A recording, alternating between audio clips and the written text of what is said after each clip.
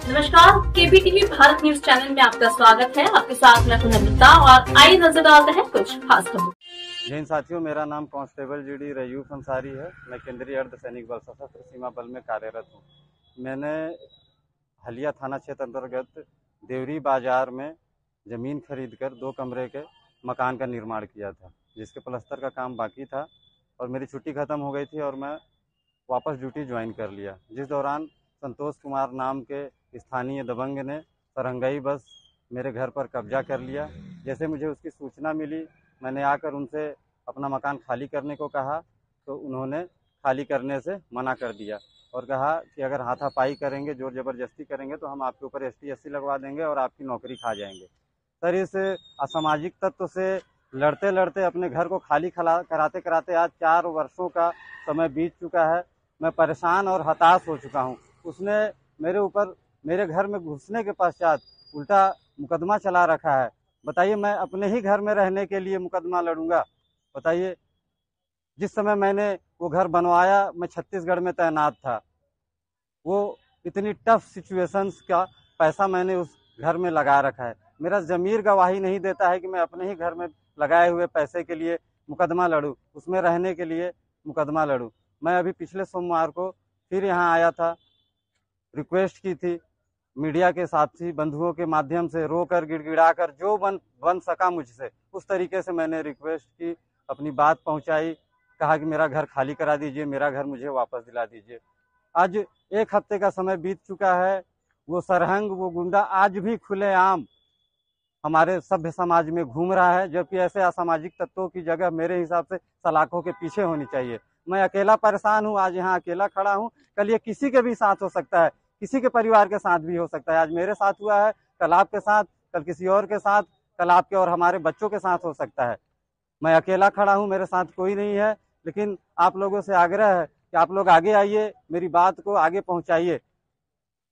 जब हर बार मेरी छुट्टी समाप्त हो जाती है और इस बार भी वही हो रहा है। 2 महीने की छुट्टी मेरी ऑफिसों के दफ्तरों के चक्कर काटते काटते खत्म हो गई है। मेरा परिवार भाड़े पे है, मेरी 2 बच्चियां हैं। 6 महीने से मैंने उनका फीस नहीं जमा कर पाया हूं मैं स्कूल का। इस सिस्टम के तरीके से, सही तरीके से लड़ते लड़ते 15 लाख रुपए का मैं कर्जदार हो गया हूं।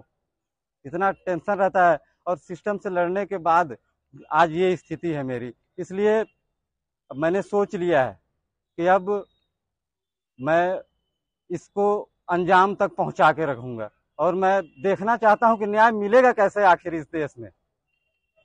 हम सीमा पर डटे हुए हैं, हमारा घर परिवार सब यहाँ किसके भरोसे है? आखिर सरकार ने यहाँ हमारे बच्चों की जवाबदारी और जिम्मेदारी हमारे परिवार की दे किसको रखी है? कैसे कोई कब्जा कर ले रहा है और खाली करने से मना कर रहा है? साथियों, मेरी छुट्टी 22 तारीख को खत्म हो रही है, लेकिन मैंने सोचा है इस बार या तो मैं न्याय लेकर ही जाऊंगा या मैं यहीं डीएम या SP साहब इनके ऑफिस के सामने बावर्दी पेट्रोल छिड़क के और आग लगा लूंगा अपने आप को। अगर इससे भी न्याय मिलता है तो मेरी 2 बच्चियां हैं, जब वो बड़ी होंगी तो आप लोगों से आग्रह है कि आप उनको इस न्याय के मायने समझा दीजिएगा।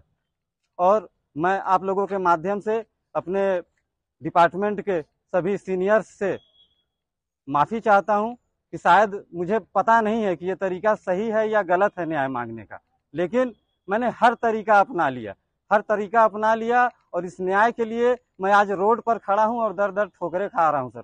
तो मैं ट्रेनिंग से लेकर आज तक आप लोगों ने यही सिखाया कि हम 2 महीने घर पर रहते हैं और 10 महीने ड्यूटी पर, और यही हमारा असली घर परिवार है। आज मैं सर यहाँ इतना अकेला हो गया हूँ और ये व्यवस्था देखकर मैं टूट चुका हूँ। आज मैं आप लोगों की मुझे इतनी याद आ रही है, ऐसा लग रहा है कि मैं अपने परिवार से दूर हूँ और मुझे अफसोस होगा अगर मेरी नौकरी भी चली जाती है तो मुझे नौकरी जाने का अफसोस नहीं होगा, मुझे आप लोगों से, अपने परिवार से बिछड़ने का दुख होगा। और इस दबंग ने, इस संतोष कुमार ने मतलब इतनी हदें पार कर दी हैं हमारे पिताजी से।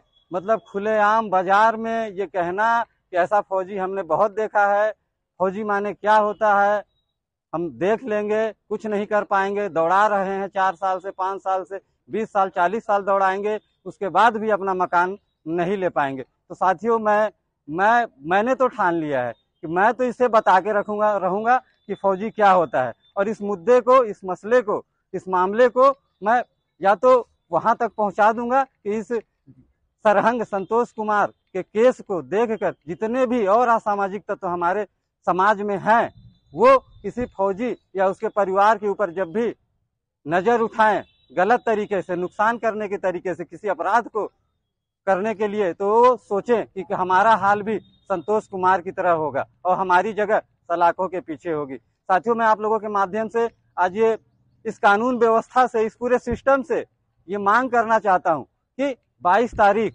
जिस दिन मेरी छुट्टी समाप्त हो रही है, अगर उससे पहले मेरा मकान खाली नहीं कराया गया उस सरहंग के कब्जे से, और उसके खिलाफ जबरन मेरे घर में घुसपैठ करने, जालसाजी करने, इतने वर्षों से मेरा मानसिक और आर्थिक पतन करने, पीड़ित करने के तहत हमारे आईपीसी की जिन भी धाराओं के अंदर ये अपराध आते हैं, अगर उनके अंतर्गत मुकदमा दर्ज करके, एफआईआर दर्ज करके, उसकी तत्काल प्रभाव से गिरफ्तारी करके उसके ऊपर आपराधिक ट्रायल चलाया जाए और उसके अंजाम तक पहुंचाया जाए जहां उसकी जगह है।